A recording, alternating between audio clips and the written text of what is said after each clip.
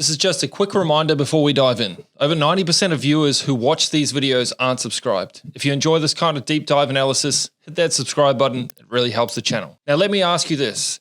If you had to guess which major defense contractor has delivered the strongest returns over the past 5 years, who would you pick? Lockheed Martin, Northrop Grumman? The answer, surprisingly, is RTX. Formerly Raytheon, RTX has surged more than 150% over the past 5 years, and it's up 28% just this year. It's outperforming not only its peers, but also the broader market. So what's behind that surge? In today's video, we're going to break down the numbers, the strategy, and the big catalysts that are putting RTX on top, and why it could stay there. So let's dive in. Global defense spending is exploding. The United States just passed an $895 billion defense budget. NATO countries are rearming, the Indo-Pacific region is heating up, and investors, well, they're piling into defense stocks like never before. Most eyes are on Lockheed and Northrop. These are the industry titans with decades of government contracts and huge weapons programs.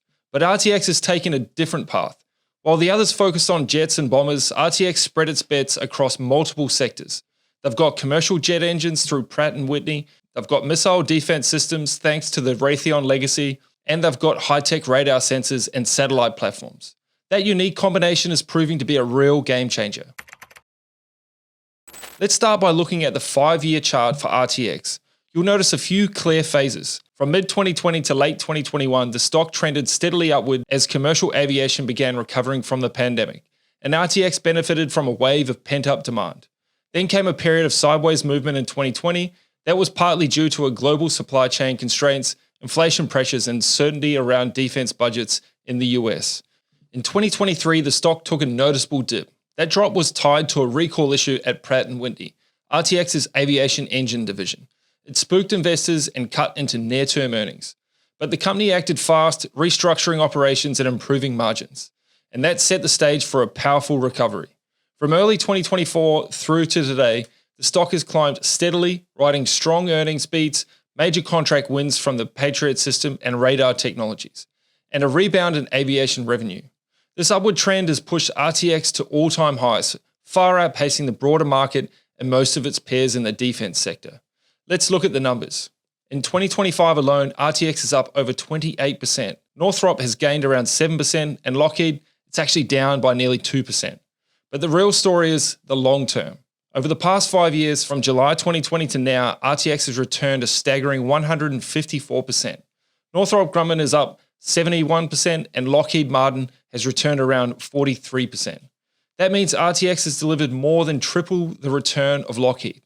Why? Well, RTX bounced back quickly from a 2023 engine recall problems. Its commercial aviation segment recovered faster than expected, thanks to the post-COVID travel boom. And demand for missile and radar systems surged across Europe and Asia, fueling new contracts and revenue. Meanwhile, Lockheed and Northrop have been slower to react. They're waiting on big projects to get funded and dealing with politics of defense procurement. RTX is simply executing better right now. Now let's talk strategy. RTX brings in about half of its revenue from defense systems. That includes missiles, radars, and cyber capabilities. Around 30% comes from aviation engines, upgrades, and maintenance. The remaining 20% is focused on space technology and advanced sensors. Now compare that to Lockheed Martin. Over 70% of its revenue is tied to just one program, the F-35 fighter jet and other military aircraft.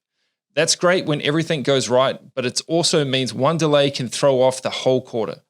Northrop Grumman is heavily focused on strategic bombers like the B-21, nuclear modernization programs, and space systems. These are all exciting, but they come with long lead times and high development costs. RTX's advantage is that it doesn't depend on any single product or market. It has multiple income streams, giving it more flexibility and resilience. That balance is helping it outperform. So what exactly is working for RTX this year? First, they're shipping out Patriot missile systems, arguably one of the most vital components of modern air and missile defense. The Patriot has evolved into the backbone of NATO's defensive shield and is now critical in countering both traditional ballistic missiles and advanced aerial threats, including drones and hypersonic weapons. It's been used in Ukraine, integrated into defense strategies of countries like Poland, Japan, and Taiwan, and is rapidly becoming the symbol of Allied airspace security. With rising threats in Eastern Europe and the Indo-Pacific, demand for Patriot systems has soared, and RTX is the only company that can deliver them at scale.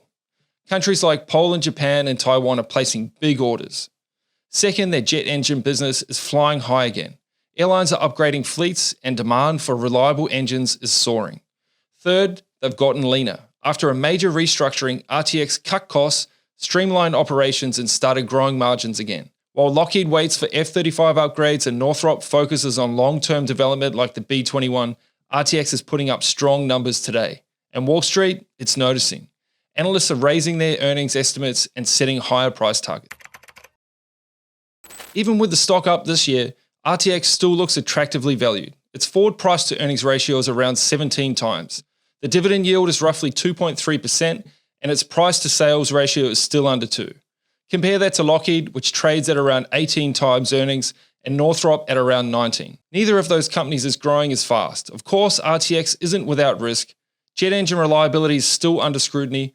Global trade restrictions can impact exports, and the commercial aviation cycle can be unpredictable. But its unique blend of dependable defense revenue and growing commercial demand is powerful. And so far, it's paying off. So where does that leave us? RTX is no longer just a quiet outperformer. It's become a clear leader in the defense and aerospace space. Over the past 5 years, it has not only more than doubled the returns of Lockheed Martin and Northrop Grumman, but also crushed the S&P 500. That kind of consistent outperformance doesn't happen by accident. What makes RTX stand out is that it's winning across the board. The company has the scale and credibility of a blue-chip contractor, but it's also growing like a tech stock. Revenue is rising at double-digit pace, earnings are accelerating, and it's commanding massive global demand for its missile defense and radar systems. It also has exposure to commercial aerospace, which adds a layer of upside that most defense names don't have. So while LMT and NOC are waiting on long-cycle weapons programs, RTX is already converting demand into revenue. And that's what the market rewards. It's also navigating risks well. After the Pratt & Whitney recall, they responded fast, regained investor confidence, and came back stronger. If you want a pure defense play, Lockheed and Northrop are fine. But if you want growth, diversification, and momentum, RTX is your name.